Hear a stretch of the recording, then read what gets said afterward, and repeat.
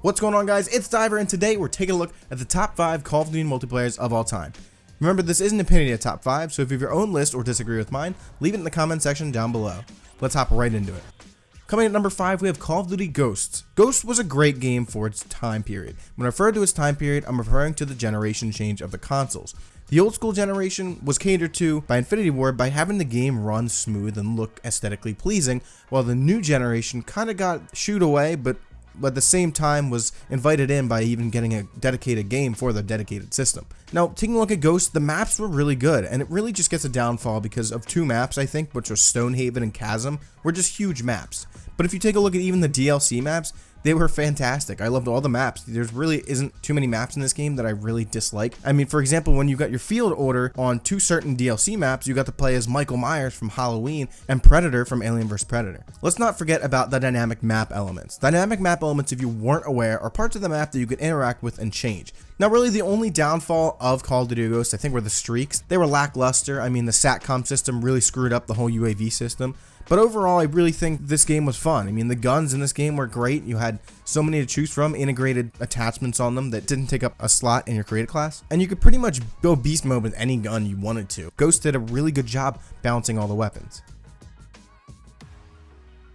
Coming in at the number 4 spot, we have World at War. But World at War, I have to put it at number 4 spot because, well, it was one of the beginning games. And I think World at War was a really good game. The maps in this game were phenomenal. World War II really gives you a great setting and a great place to start and make maps that are historically accurate, historically pleasing, and just pleasing to the eye. Treyarch's always been fantastic when it comes to getting visuals and getting this bright colors and vibrancy. Even in World War II, when a majority of the map colors include grays and blacks and whites, Treyarch just made sure that they had these maps looking aesthetically pleasing, flowing nice for the players, and I think they did a fantastic job at that.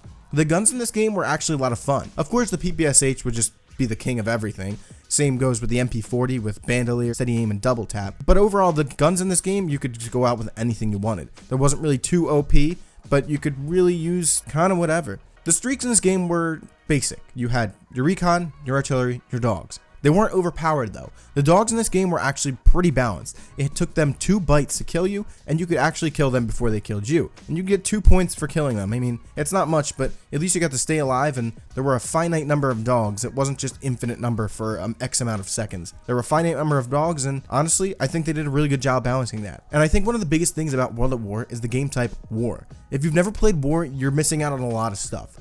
There are actually a big amount of people still playing World at War just to play War. War was such a fantastic game mode, and I really want them to bring it back, but at the same time, I don't, because I really think it just fits the setting of World War II. World at War will have forever be in the top 5 list of Call of Duties for me. Coming in at number 3, we have Black Ops 1. Black Ops 1, I remember the day it released. I told my mom I was sick and stayed home from school. Everyone at school knew what I was doing, and well, I played Black Ops 1 the entire day. The maps in this game were fantastic. There weren't too many that I really hate.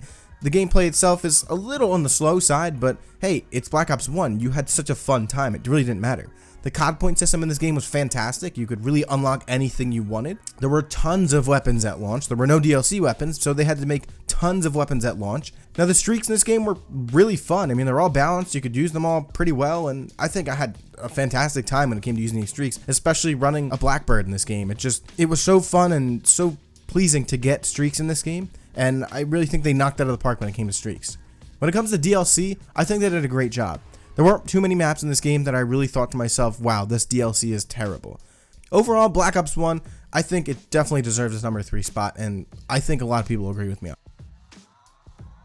Coming in at number 2 spot, it might be a little controversial that it's not number 1, is Modern Warfare 2. The maps in this game were fantastic. The guns in this game were fantastic. The streaks were the first to revolutionize the score streak, or rather kill streak system, where you could just pretty much go and pick whatever streaks you wanted. I mean, there was a whole list you could pick from, even the tactical nuke.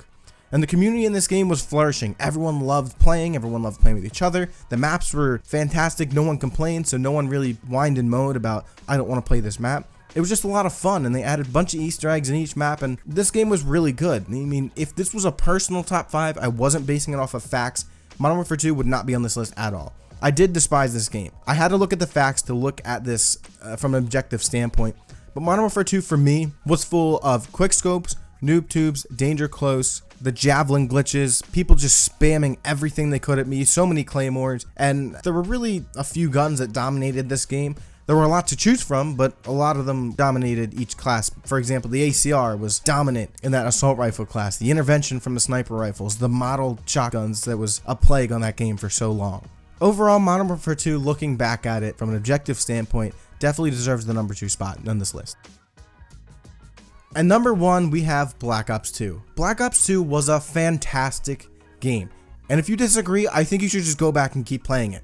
Because the maps in this game, I don't think there's one that even the community themselves complain about. The maps in this game were fantastic, and they actually brought out some of the maps that we want to be remade in every single game because they were so good, so fun, and they flowed so well. The guns in this game were great. You could use anything you wanted. You wanted to ball out with an M8? Go ahead. You wanted to ball out with a SWAT? Go ahead. You could kill just the same amount, and you weren't outgunned by any other weapon. Of course, there were a bunch of weapons that were considered more overpowered, such as the MSMC and the Scorpion, AN-94, but you could really realistically go out with any weapon and just perform so well. The streaks in this game were a lot of fun as well. I mean, you had the VSAT, EMP. I mean, I would go on with my friends and we'd just have one person get the VSAT, and it was unlimited VSATs the entire game. We had so much fun. And the fact that you couldn't shoot them down gave it a lot more reason to even use the VSAT in this game. Looking at all the DLC maps, those were a lot of fun too. Treyarch, this game had a lot of fun with the DLCs, and especially when it came to camos. And lastly, let's take a look at what Black Ops 2 brought out into the community. As for the competitive playlist, we got League Play. League Play added a whole new mindset to Call of Duty. It gave the regular community a chance to step up into that competitive game and see if they liked it or not. And speaking of competitive, it brought out our favorite professional players. Proofy, Scump, TP, Crim6, and so many more. These people just got their starts and really just blew up when it came to Black Ops 2, especially Karma, who had a few games in competitive LAN matches where he would go up on 23, 24 kill streaks. It was ridiculous.